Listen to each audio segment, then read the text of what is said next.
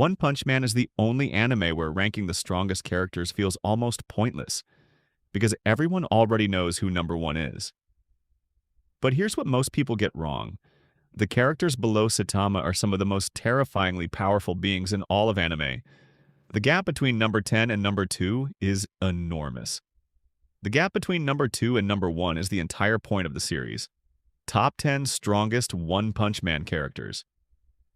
Based on feats, no exceptions. Let's settle this. The founder of the Ninja Village and its undisputed apex. Empty Void sits right at the top of the series' assassin pyramid, and his personal powers are remarkable to the point that he's commonly considered to be the strongest ninja in One Punch Man. As an impossibly speedy swordsman, he's danger personified. He also spent time serving God as a monstrous, mysterious being, which granted Empty Void even further power. Flashy Flash, one of the fastest humans alive, trained under him and still couldn't reach his level. A character whose true ceiling has never been fully shown, which makes him one of the most dangerous unknowns in the entire series. Flashy Flash is one of the most underrated S-class heroes in the series.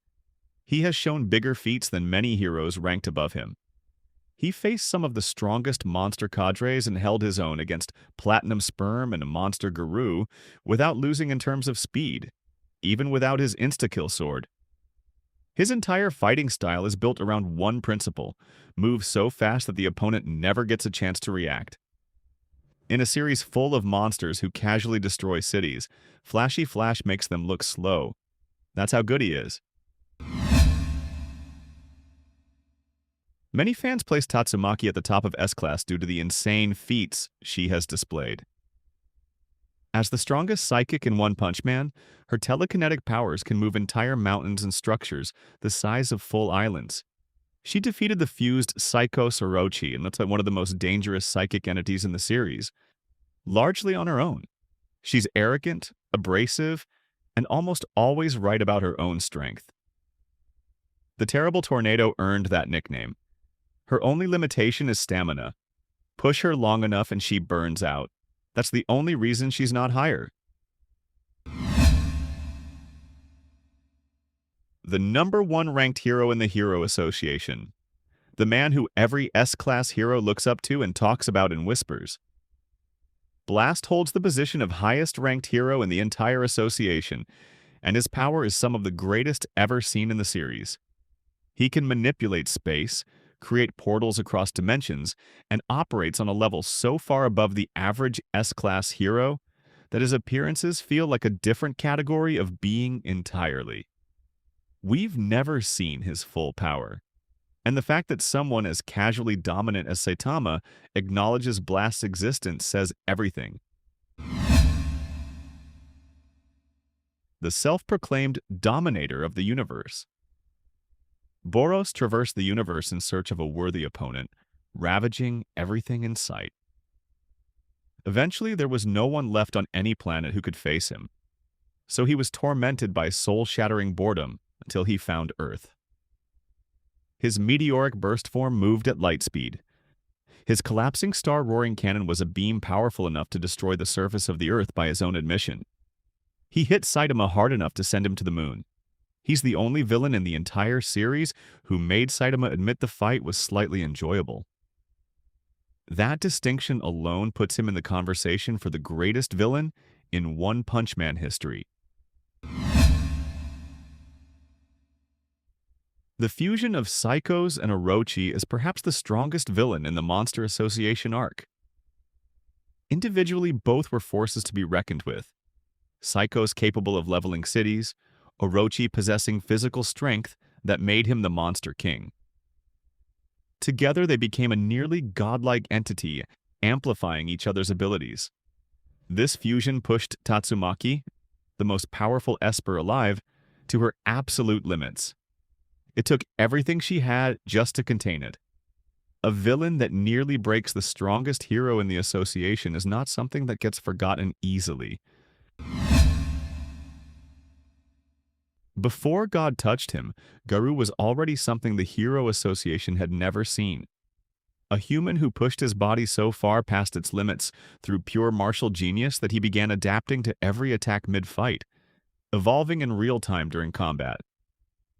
When granted divine powers by God and becoming a monster, Garou transcended human limitations entirely, transforming into an avatar of destruction capable of challenging even Saitama himself.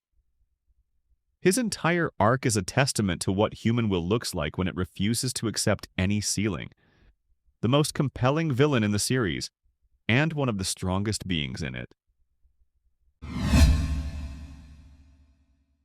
This is a completely different tier from the Garou above. Empowered directly by God, Cosmic Garou gained the ability to copy any technique instantly, radiate nuclear radiation that damaged everything around him, and move at speeds that made even Saitama work harder than he had in the entire series. In terms of speed, he matched and nearly blitzed even the fastest characters in One Punch Man, including Flashy Flash. He's the closest any character has ever come to genuinely threatening Saitama in a prolonged exchange. The fact that Saitama had to access a power he'd never used before just to handle him says everything about where Cosmic Garou sits. This is a joke, and also not a joke at all. King is officially the strongest man on Earth according to the Hero Association rankings. He has never won a single fight in his life.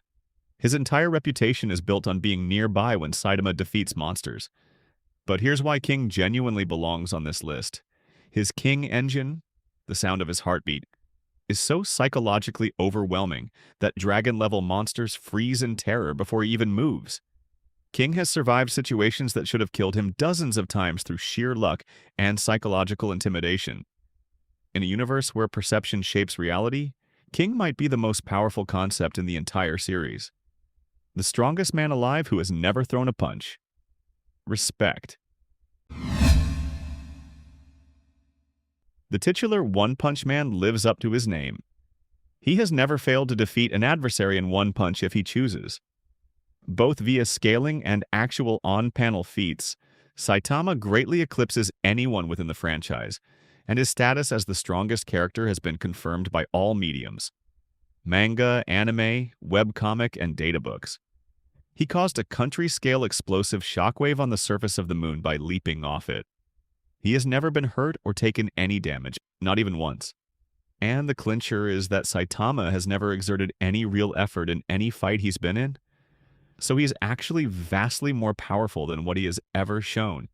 He trained for 3 years, lost his hair, and accidentally broke the power system of his entire universe.